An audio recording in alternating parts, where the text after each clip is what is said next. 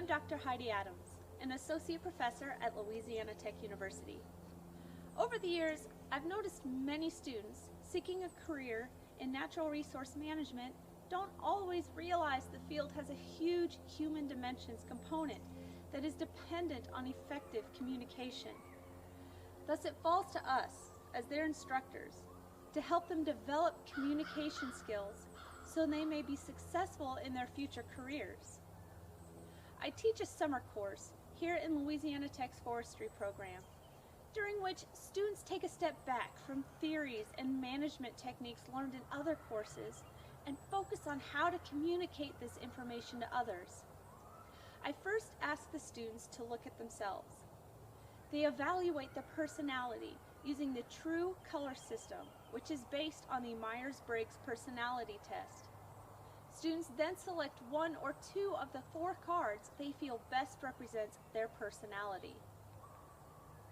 Next, students evaluate how they make decisions by taking a test that identifies their dominant decision-making style: directive, analytical, conceptual, or behavioral. Finally, I ask students to think about how they view nature and what shaped their view. They then evaluate their view of nature using Kellert's typology. When students have a better understanding of themselves, they may better understand not everyone is going to think and feel the way they do, and communicating with someone with a different view may be challenging. I recommend Kim Bremer's tactic of communicating with ease, E-A-S-E. For instance, suppose they meet someone who's against clear cutting.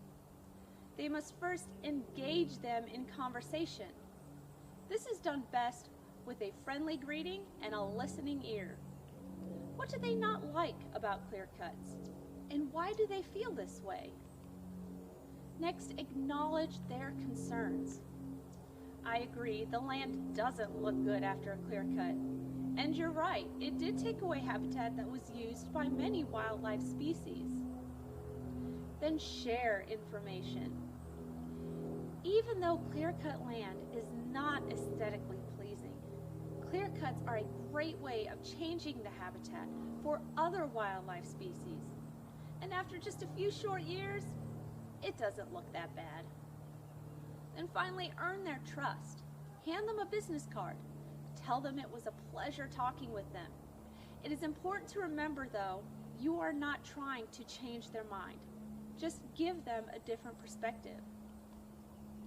During the rest of the course, I encourage the students to put what they have learned into action.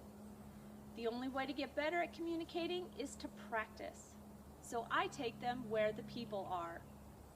Our most highly anticipated field trip is to Newton County, Arkansas. This area is visited by thousands of outdoor recreationists every year.